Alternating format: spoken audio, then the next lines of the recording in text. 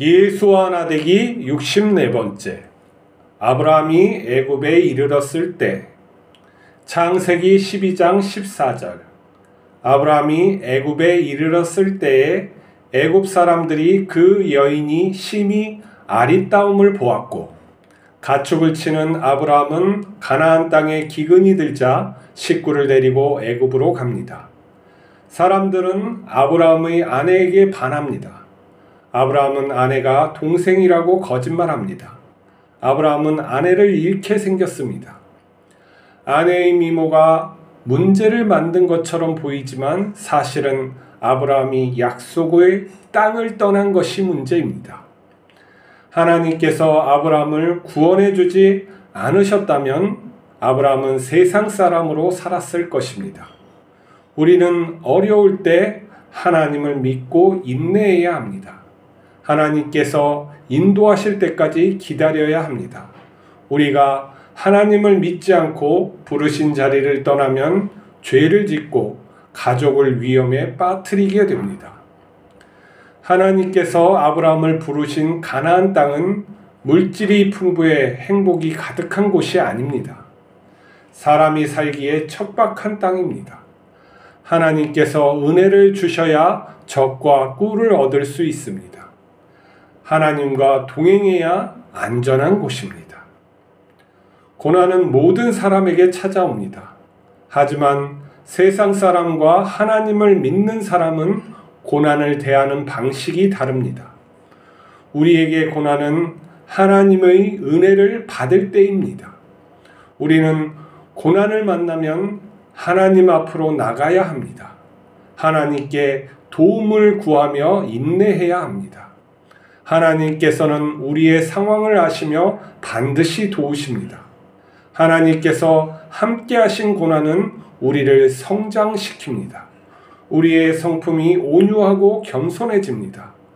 자신을 부인하고 하나님을 의지합니다. 예수님께서는 우리를 부르셨습니다.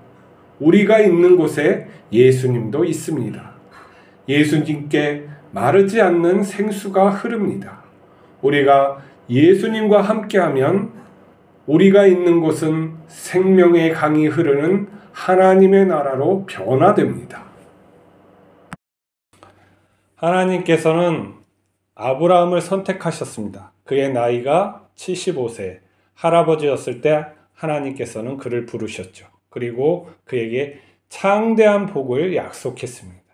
그리고 아브라함은 하나님을 믿고 가나안 땅으로 떠났죠. 그는 도착해 보니까 가나안 땅이었어요. 근데 그곳은 하나님이 약속하신 그러한 아름답고 원대한 그런 땅처럼 보이지는 않았어요. 왜냐하면 가나안 땅은 현재나 또 과거나 아주 척박한 땅이었기 때문입니다.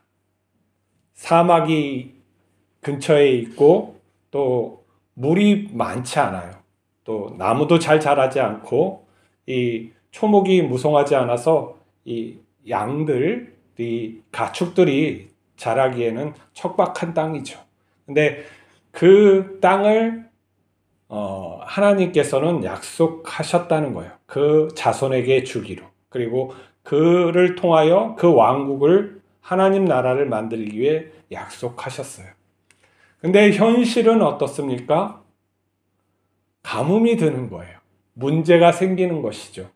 아브라함에게 문제가 생겼어요. 그는 그 문제를 하나님 앞에 나가서 해결해 달라고 해야 되는데 신앙이 약했던 것 같아요. 하나님께 어쩌면 구했는데 하나님께서 응답하지 않았을 수도 있어요. 처음에는. 근데 인내해야 되는 거예요. 인내하지 말고 인내하지 못하고 세상 속으로 가면은 어떻게 해야 되냐면 세상 사람이 되는 거예요.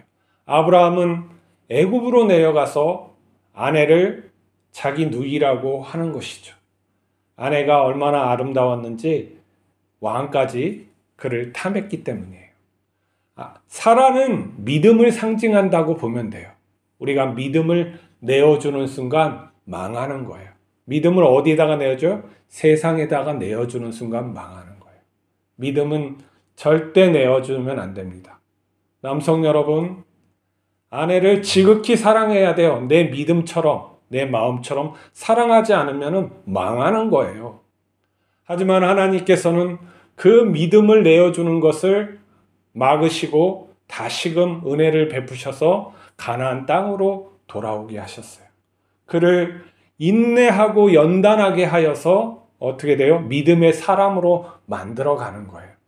그 인생에서 그는 무엇을 배웠을까요? 자기 아들 이삭을 바치고 그 인생의 말년에 무엇을 배웠을까요? 하나님의 나라를 보았을까요? 맞아요. 하나님의 나라를 보한 것이요. 그 광대하신, 그 전능하신 하나님께서 다스리는 광대한 나라를 본 거예요. 근데 그것은 무엇일까요? 그거는 하나님이에요. 하나님과 함께 하는 것이 그 광대한 나라, 내가 그 나라에 상속받는 자라는 것을, 하나님의 자녀라는 것을 깨닫는 거예요. 그러면 가나안 땅은 무엇일까요? 젖과 꿀이 흐르는 땅일까요? 그렇죠. 젖과 꿀이 흐르는 땅입니다. 하나님께서 함께 하신다면, 내가 그것을 믿는다면 그 땅이 변화되어서 옥토가 되는 거예요. 그렇지 아니하고 의심하고 다시 나가면은 어떻게 돼요? 세상인 거예요. 이게 무엇이냐? 진리로 살아가는 것이냐? 공의로 살아가는 것이냐? 의롭게 살아가는 것이냐? 내가 그것을 지키지 못하면은 세상에서 불의하게 속이고 탐하고 그렇게 살아가는 걸 되는 것이죠. 하나님의 부르심은 공의를 알게 하고 정의를 알게 하고 그것을 삶으로 실현와서 그러한 존재가 되게 하는 것이 하나님의 뜻이라는 거예요. 가나안 땅은 그래서 척박한 거예요. 그것을 통해서 하나님을 의지하게 한단 말이죠. 우리에게도 고난이 찾아와요. 죽을 고난처럼 보이기도 하고 때로는 내가 감당할 수 없는 부모의 돌아가심으로 나타나기도 하죠. 이 고난을 내 힘으로 이겨낼 수는 없어요. 그게 인생인 거예요. 우리는 어디서 왔다 어디로 갑니까? 먼지에서 왔다가 먼지로 가요. 그러나 우리의 이 영혼, 하나님이 주시는 이 정신, 나라는 존재는 하나님께 다시 가게 돼 있어요. 이 땅에서 무엇을 배우고 왔느냐, 어떠한 존재로 살고 왔느냐가 중요하단 말이에요. 하나님은 우리를 통해 자신의 자녀를 만든단 말이죠. 하나님의 영광에 이르는 자녀를 만들고 있는 거예요.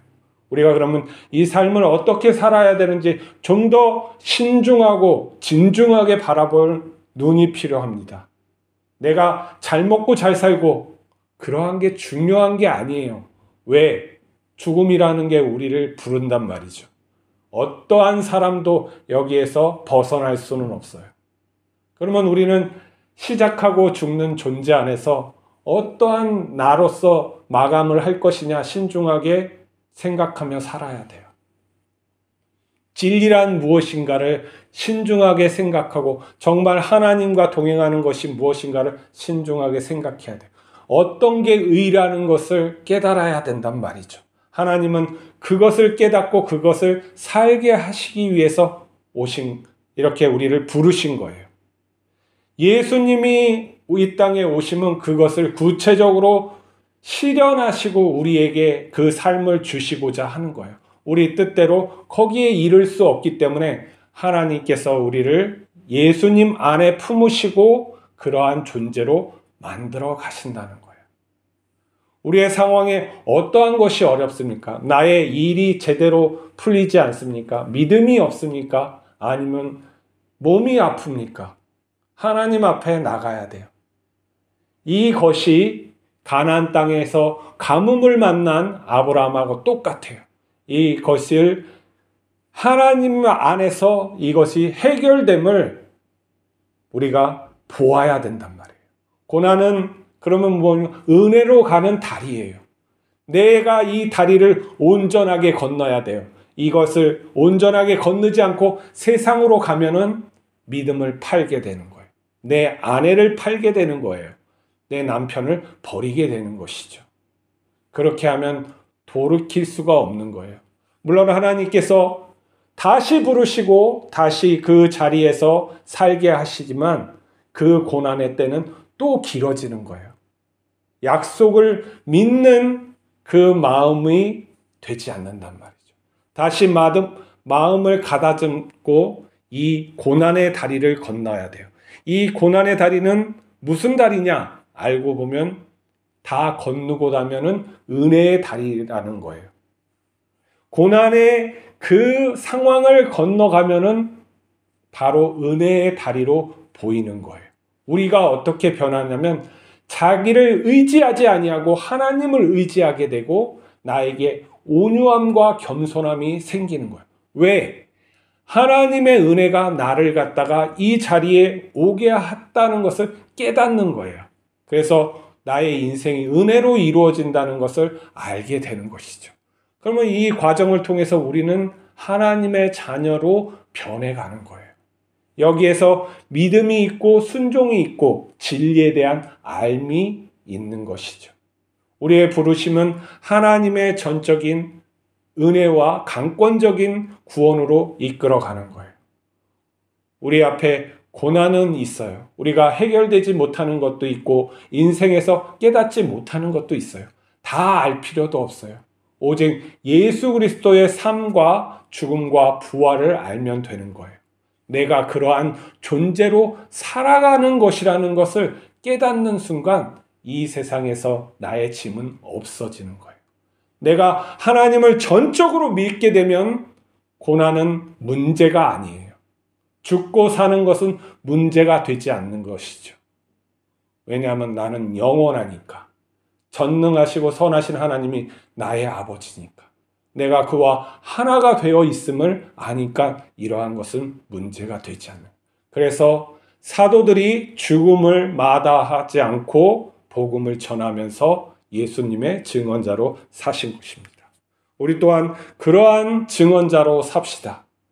고난에 있으니까 믿음으로 건너가십시오. 그래봤자 죽기뿐이 더하겠습니까? 어차피 죽는 거 이래나 저래나 똑같습니다. 우리가 믿음으로 갈 때 하나님께서 역사하셔서 죽지 않게 하십니다.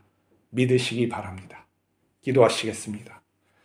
거룩하신 하나님, 생명이신 하나님, 우리를 붙들어 주시옵소서. 이 고난의 때를 잘 이겨내게 하시옵고 우리의 믿음이 참다게 하여 주시옵소서. 오직 하나님께서 우리의 주인이시고 또한 우리에게 거룩함을 살게 하시는 그러한 아버지임을 아오니 그 뜻대로 이루어 주시옵소서. 하나님의 자녀로 영광되게 부활되어 하나님을 영원히 아름답게 찬양하게 하옵소서. 우리 주 예수 그리스도의 이름으로 기도하옵나이다.